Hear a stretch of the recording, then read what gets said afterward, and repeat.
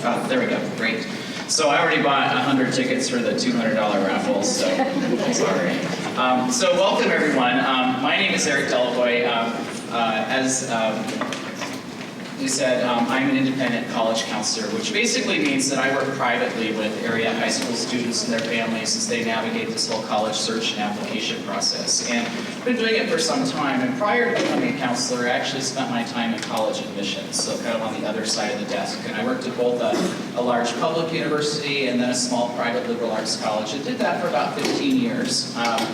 And I found admissions entirely by mistake. I think anyone who's in college admissions will say they never knew what that even was until they found it. And my first job was as a temporary college admission counselor for Colorado State University. I had a one-year contract. That was back in 1997, 1998, somewhere in there, and it kind of stuck. But my job for that first year, along with another colleague of mine, was to visit all of the public high schools in the state of Colorado. And so I visited schools up in the mountains. I visited schools in Metro Denver, schools on the eastern plains of Colorado where you could see Kansas through the goalposts, those kinds of things. And I went to schools that had graduating classes of 600 all the way down to 2. Actually, there was one school that didn't have any seniors that particular year. And what was interesting to me is that as I was on the job that very first week, I began to understand and realize how stressful this college admission, college application process thing is. It's very real, and it didn't matter which school I was at, it seemed to be something that stressed everybody out. And as I continued working in admissions, especially that year, as I got more and more time under my belt and I met with more students, I realized that while that stress is actually very real, and I don't want to devalue those feelings at all, a lot of that stress is very unnecessary. And so what I hope to do today is kind of demystify this process for you a little bit, and hopefully send you away excited about your college process instead of kind of a little bit of trepidation. And I think a lot of times the media that we read about nobody getting in, all the things that have to be done in terms of application pieces and all of those parts, really, if you spend time thinking about your college process and you start thinking about yourself as central to that process, it can be a very successful one for you. And so that's what I'm hoping to do today.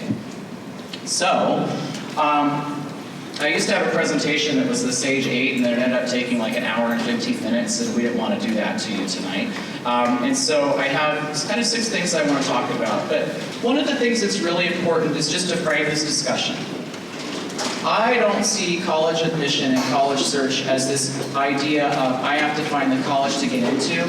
Instead, I think you really need to spend a lot of time before you figure out which colleges work for you, figuring out what's going to work for you in a college. The other thing that's super important is realizing that this is a process. Sometimes it's going to feel great, sometimes it's not, but in the end, it's a process. And so it's not a prize to be won, but a match to be made. All right, so I'm going to talk about 6 different areas. One is to kind of establish roles. Who does what in this process? What do parents do? What do students do? All of those pieces. I'm going to spend some time on fit. We've all heard the words fit thrown around probably when it comes to college admissions. So I'm going to talk about the elements of that. The idea of active engagement in your search. I think one of the things I really don't like to hear in my office is, I heard this was a good school, or I heard I should apply here because my mom's jogging partner said it would be the perfect place for me. Believe it or not, that actually happened one year. So it's really thinking about engaging personally. Rankings, a little bit about that. I think just the title tells you probably what I think about college rankings. And then what happens actually behind those closed doors when colleges review your applications. What are the pieces that are important to consider? And then finally, again, just thinking about this more from a different kind of perspective than just getting in, but thinking about what's going to work for me. So the first thing is, just a quick show of hands, who's going to go to college in a couple years? Right? Okay, I don't see any parents' hands there, right? Okay, so the thing that's most important is this is a very student-centric process. Okay? You are the drivers, or should be the drivers, of your process here. Now that doesn't mean that mom and dad should leave you alone forever and they're not an important part of the process. But what's important, since we're in election season right now, I had a family sit across from me a couple days ago and say, well, we're the delegates, mom and dad are the delegates, but our daughter is the super delegate. So she trumps all of that. And so what's really important is that parents should play a very good supporting role here. Helping students stay organized in the process. Checking in from time to time. Maybe making appointments during the day in terms of, when you're setting up college visits, those particular things. But one of the biggest and most important pieces of this whole search is finding a time for everyone to connect about the process. I suggest students and parents that you sit down once a week to talk about what's going on with college, and that's it. Students, you can probably agree with me that probably ever since you hit sophomore year, the only thing adults talk to you about is what college are you going to go to, right? And probably parents very much the same thing in your own social circles. Where's your son going to school? Where's your daughter thinking about for a major? The thing is, you're going to get through this and it doesn't have to be your absolute everyday experience. The hardest thing, I think, to do in this process is to kind of divorce yourself from everything else going on around you and thinking about yourself as central within it. What matters to me versus what my friends think or what the neighbors down the road think? What do I want out of this? And that's what you want to think about in terms of roles. Again, students, you lead this student-centric process. Okay, fit. How many people have heard the term fit when referring to college before? A few of you, right? There are probably like 150 books out there that say how to find the right fit for college and those kinds of things. To me, fit means this: the college that meets your academic, social, and financial needs. All three of those usually come into play when you're considering which colleges you're going to go to. Now, academic fit to me is not figuring out exactly what you want to do for the rest of your life. Okay, I'm not a big proponent in 16, 17-year-olds knowing what's down the road. In fact, I'm not a proponent of having to declare a major. Some of you may know what you want to do, and that's great. But parents in the room, how many of you knew what you wanted to do when you grew up? How many of you are engineers? A couple, all right. But most people did not. Again, remember, this is a process. I think it's kind of funny. I thought I was going to be a priest when I was growing up, and I didn't even know at that time that I had to be Catholic to be a priest. But the skill set that really attracted me to that, helping people, being there for people during stressful times, actually kind of continued through everything that I did. So even though I wasn't going to be a priest, I still get to help people. And so, it's thinking about not necessarily what you want to do, but what are my characteristics that I can share with other people. All right? So academic fit to me is actually thinking about this. What works for me academically? How do I learn? What environment is going to be the best for me? If you're someone, for example, think about your classes now. Do I get a lot out of a discussion-based environment where I'm learning a lot from talking about issues and problems, with my peers? Am I someone who likes to get my hands into what I'm doing? I like project-based learning. Am I someone who likes to sit in the back of the classroom, listen to lecture, read at home, and learn that way? There is no right or wrong to those. It's just recognizing what works best for you. If you're someone who really needs discussion, you probably don't want to go to a really large school because you're going to be in a lot of bigger classes. On the other hand, if you're someone who really is self-motivated and can find the help that you need, things like that, a big school can actually be a very good experience for you. Remember, what is most important is what works for you. Academically, you also want to think about, what other kinds of students do I want to be around? Do I like to compete with other students for top grades? Hey, that's okay. Do I never want to see grades again? Hey, that's okay too. There are schools for both students in those categories. The other thing is thinking about what happens when I fall behind in a class. Am I someone who knows where my resources are? I can kind of go and find the extra help that I need. I'll talk with the teacher afterwards, seek out tutoring, do research online, whatever. Or am I someone who needs a little bit of a nudge or sometimes a shove to be able to figure out that I'm actually falling behind. Recognizing those is good. If you are someone who needs a little bit of a nudge, or you need your resources directly there and you're not going to go out and find them, then a smaller or medium-sized school can actually be a little bit better, because a lot of that help kind of comes to your doorstep. If you can find the help that you need already, then again, you can really navigate through a larger institution, because the help is there. You just have to be a little bit more active in finding it.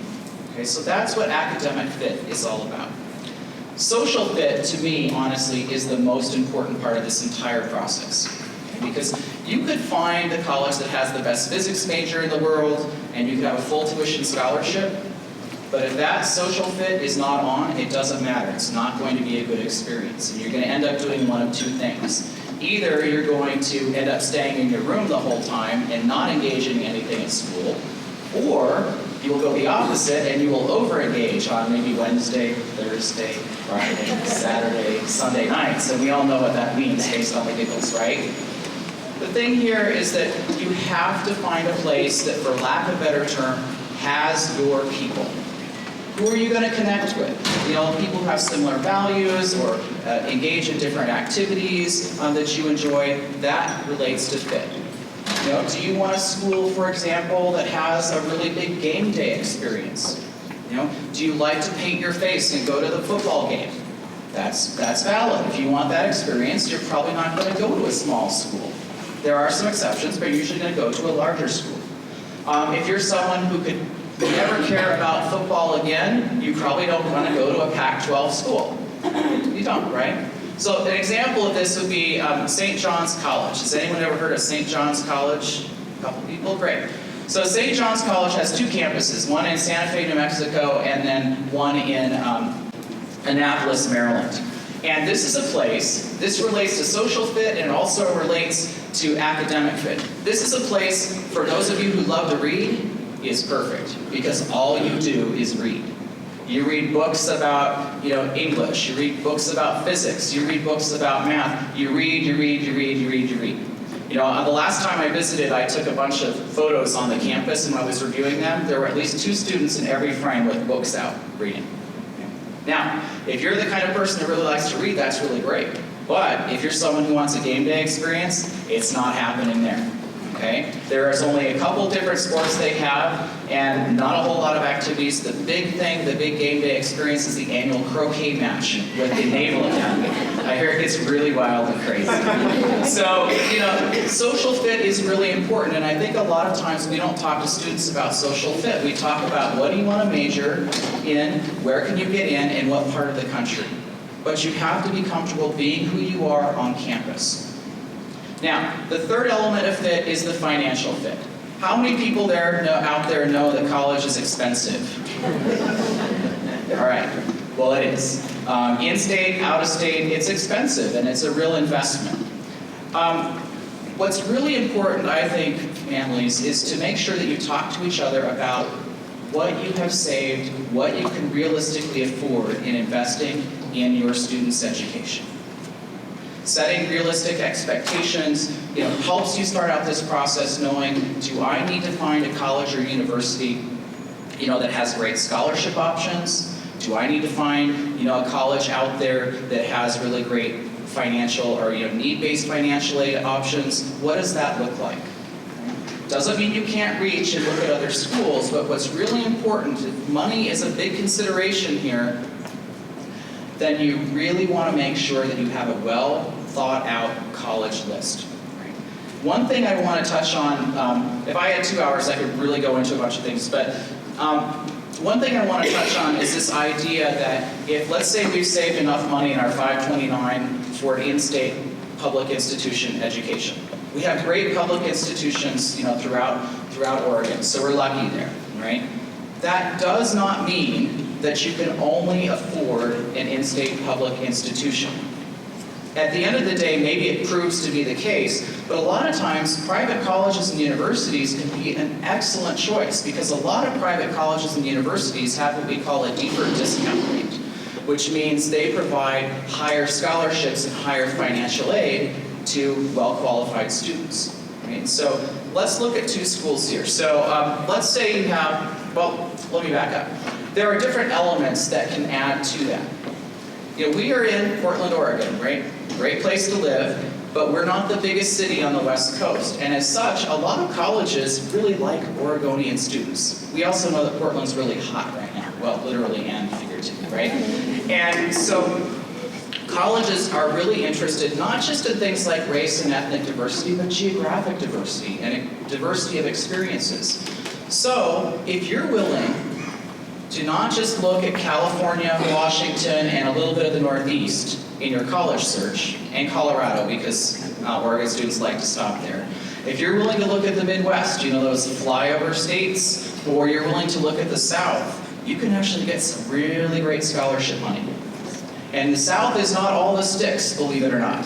In fact, there's some wonderful cities in the South and wonderful schools. And I'll give you an example here. Two schools, Boston University, Case Western University, Case Western Reserve University. Both super strong in sciences, pre-med, pre-health curriculums, great engineering programs, both in urban areas. One is in Boston, that's Boston University, and one is in Cleveland, right? Now, Cleveland, or Case Western is actually, if you look on paper, not as highly selective as Boston U right now. And if you would put Case Western in a sexier city, I would guarantee you that probably the rigor of the institution and the demand on the institution would mean it would suddenly go under 20% acceptance rate, just like that. But because it's in Cleveland, students can get in there at a higher rate and get stronger scholarship money. So I had a student last year apply to those two schools, and I'm not dissing Boston U here, by the way, but Boston University got into Boston U, got a little bit of scholarship money, got into Case, got $30,000 as opposed to like $12,000, $15,000, was actually able to go to Case for just about $1,000 more per year than staying in-state here. So don't discount those private colleges and universities in your initial search, okay? It may come down to decision-making time in April of your senior year, that when you compare all of the options, that U of O or OSU or Portland State is a really good option for you at that point. But look, spread your net a little bit wider to see what's actually out there. Don't discount something based on sticker price right away. How many of us go in and pay full price for a car? We probably pay more than full price for it, but they make us think that we don't pay full price for it, right? So same thing here. In fact, one thing that you can do that's really great is that every college and university has something called the net price calculator out there. You go to the school's financial aid website or the admission page, there will be a direct link there, and you can kind of figure out what your bottom line price would be, both based on need-based aid and merit-based aid. Now, a little bit of caution to this. It's usually fairly accurate with need-based aid, but with merit aid it's not, because some things you can't really measure kind of in an algorithm for merit aid. You know, some schools will do what we call siloing, where you have a certain GPA and test score and you get this amount of money, and then the next level you get this, and so on. But some schools will incorporate things like leadership, or service, or writing abilities, those kinds of things that just can't be measured. So don't take a school off your list if the merit money doesn't show up. That's when you really have to talk to the colleges and universities. And don't be afraid to talk to colleges and universities about cost. That's okay. Talk to them, ask what typical scholarships look like. What is the average indebtedness of a student here? Those are all good things to consider when you're looking at fit. So if you take those into account and you think about what's going to work for you, you're going to make a good choice. All right, so I kind of alluded to this earlier, no more I heards, okay? If you engage in your process and you do your research and you really talk about your options, you visit your colleges, you will make a good decision. If you rely on what other people think about those schools, or you rely on just, again, what you've heard, you probably won't make a good decision. So the more you engage, the better off you will be. You can certainly, do your research through books and websites. Please don't ignore books. They're still actually good. I like Fisk Guide I like the Insider's Guide to the Colleges. I like the book Colleges That Change Lives. I mean, every college changes lives, by the way, but it's a really good book to think about, what different, like, smaller liberal arts colleges might offer. Those are really good, and I like those because colleges don't pay to be in them. They're not marketing materials. Some are outside consultants who go in, some are students themselves. There are also some great websites out there too. I like Unigo, U-N-I-G-O. College Prowler, I'm not the biggest fan, honestly. Anything that ranks the hotness of every student probably isn't that serious. And the other thing is student comments on there are anonymous. And often if you have anonymous comments, more people are going to complain. It's going to give you a skewed view of that particular school. But Unigo is great. College Board has good information. CapEx out there does. I like University TV, Y-O-U University TV. They have, especially for those of us guys who are more visual learners, they have a lot of good, videos there, student-made videos about the campus. And YouTube your colleges. There's a lot of information. You'll see the good, the bad, the really bad, but on the other hand, every college has it. And you need to be good, researchers. College fairs, there's a college fair at the University of Portland coming up this Sunday from 12 to 3. Go to that, ask a lot of questions. It's nice, if anyone's been to the big college fair in the fall, there are like hundreds and hundreds of schools there and thousands of students, and it can feel a little bit overwhelming. This one, you have a little bit more time to really talk to the schools in the area. And unfortunately, I looked at the PNACAC website, which is where the fair information is, and they don't have a listing of the schools there yet. But go there, you'll see quite a few, especially California, regionally based schools in our area. It's a good opportunity just to do a little shopping and talk to admission reps. And admission reps are not scary. They're here to help you. They really want to connect with students and help you figure out if my school is the right one for you. Info sessions, you might get invited to a program either at a library or a hotel. It's a great opportunity. A college or a set of colleges will have a presentation like this one at night, and you can learn about a lot of schools, get connected that way. High school visits, you have a lot of schools that visit here, mostly in the fall. And so be paying attention to Naviance, and also be attention, I think you have a bulletin board outside as well. And so, talk to those college admission folks. When else do you get some, one-on-one time or maybe a small group of people to really ask those questions that you need? But above all, visiting colleges is the most important thing that you can do.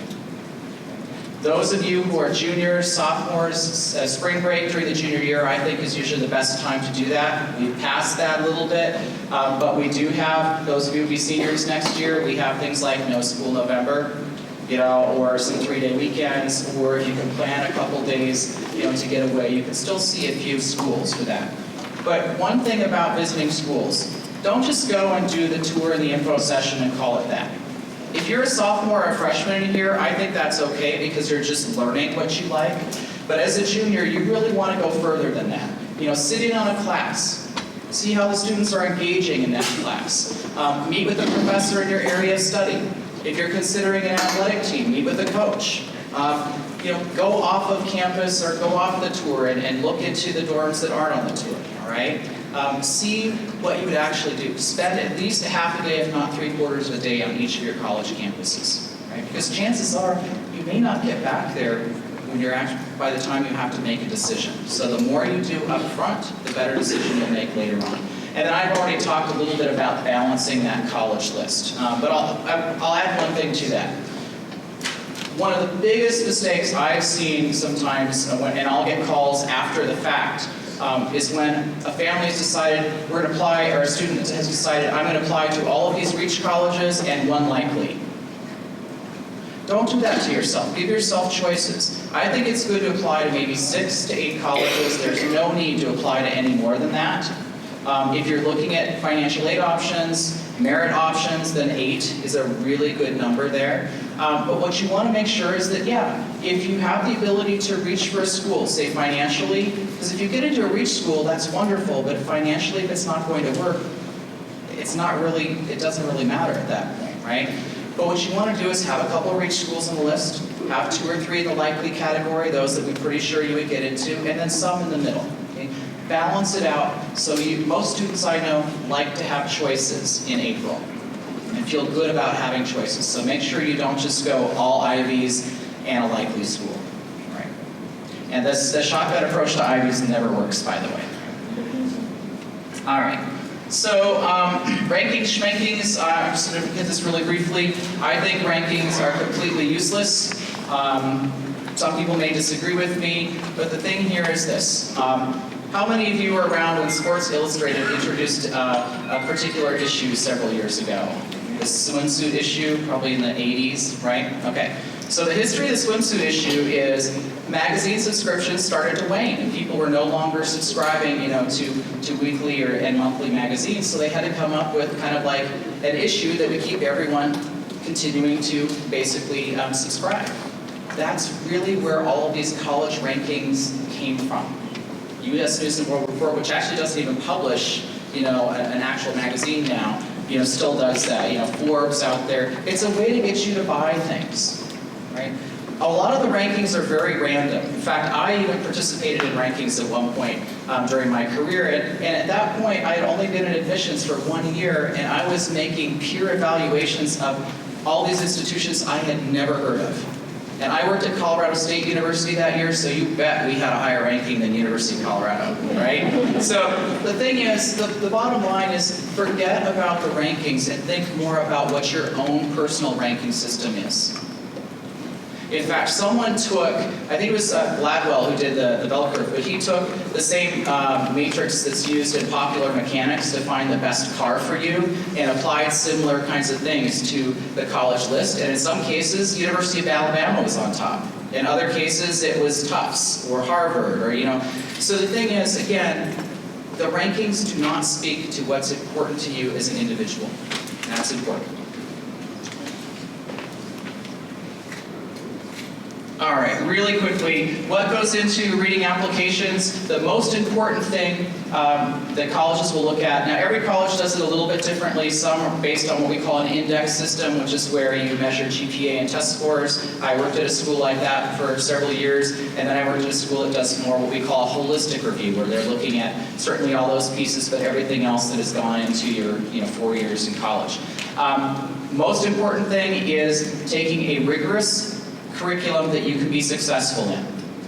Challenge yourself, but if you're not quite at that place where you can take, 7 AP classes in 1 year, don't do that either. Make sure you balance out, where that's going to be. If you're going to go into the sciences, then probably you want to take a more advanced science curriculum and vice versa, but make sure that you can be successful. I always get the question, is it better to take easy classes and get a 4.0 or to take hard classes and get a 3.0? You actually have to do both. I mean, you don't have to get a 4.0, but you want to make sure you take challenging courses and you succeed in those, which means mostly A's and B's, all right? So don't fall into the trap of taking too many classes if you're not quite prepared to do that, but also if you are, challenge yourself because it will help you as you go into college level work. SAT, ACT test scores, you've taken the ACT already, and some of you probably the SAT as well. A lot of colleges use these, but a lot of colleges are starting to not use these. There are a lot of test optional schools out there, and test optional does not mean lesser school. The school that started test optional is Wake Forest University, which has about an acceptance rate of about 15%. So these schools are really looking at more than just the test score. They're really looking at what have you done for your 3 years in high school than 3 hours on a Saturday. Okay? So if you're not a great test taker, guess what? No big deal. There are a lot of colleges out there that don't put a lot of stock in those test scores. Or if you're totally morally opposed to test taking on a Saturday, you can do the same thing. Other things, overall GPA is important, but in your classes, so colleges will certainly look a little bit more heavily, if you're headed in the science direction, they're really going to scrutinize your science curriculum a little bit more, but overall GPA is important. You don't want just all strong grades in science and then you have C's and D's in your other classes. So be consistent. Essay, telling your story, that's really important. And I usually do an essay thing here in the fall, but the most important thing about the essay is that it's not a regurgitation of what's going to show up on any other pieces of your application. It's an opportunity instead for you to tell a little bit about your story, something that doesn't show up there, and some way to kind of really connect directly to your audience, which is the admission counselor who's reading your application. Share something more about who's the heart and soul behind all of these numbers and all these pieces in the application. Extracurriculars, absolutely. One of the biggest myths, though, is that you should be involved in everything out there and have 12, 15 activities because those are the only students getting into schools. Not at all the case. In fact, colleges would rather see you do 1 or 2 activities and perform them at a high level. More of this idea of depth versus breadth. Think about it. You can, learn leadership skills, learn more about those particular areas. It's much more valuable. My biggest advice to you is only get involved in an activity if it's personally interesting to you or it helps you learn something that's going to help you make decisions later on. Don't take something because someone said colleges want to see this in here. This whole process is about authenticity.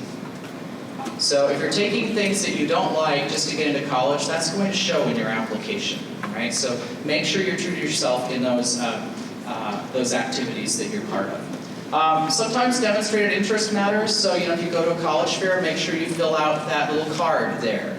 Or going to a school visit. Visiting a campus shows interest in the school. Think of it this way. If you have 2 students who look very equal on paper, and the admission office is looking at those, if you've been on campus, you've had an interview, you went to a reception, and the other student they only heard of when they get the application in, they're going to choose you because you're much more likely to enroll. Okay, so make sure that you go to these kinds of events and opportunities. Now, not all schools do demonstrated interest, but a lot do. Is anyone out there interested in USC? No one? Wow, well, I'm still going to tell it because it's my thing. USC, if you love USC, then you better go visit campus, you better do an interview, you better go visit campus another time, and you better send a photo of yourself in your USC pajamas in your room with your USC posters and your sheets on your bed. That's how demonstrated interest USC is. Other schools are not quite that demonstrated, but it is important. And then things like class rank can come into play, rec letters, you'll be talking about that I think a little bit later, so I'm going to skip over that. Note from your senator, doesn't matter. All it says is that mom and dad made a very nice contribution to a re-election campaign. And these are the kinds of things that we laugh about in an admissions committee. Your letters of recommendation really need to come from people who know you. That's important.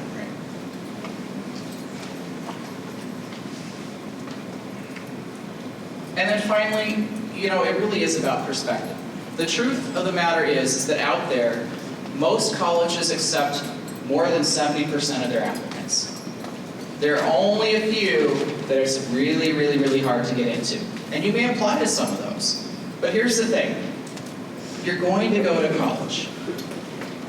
You may go to a 2-year school, transfer, you may go to a 4-year school, a public or a private. But the thing is, you're going to go to college if you go through these steps and you spend the time thinking about it. Try not to take an admission decision personally.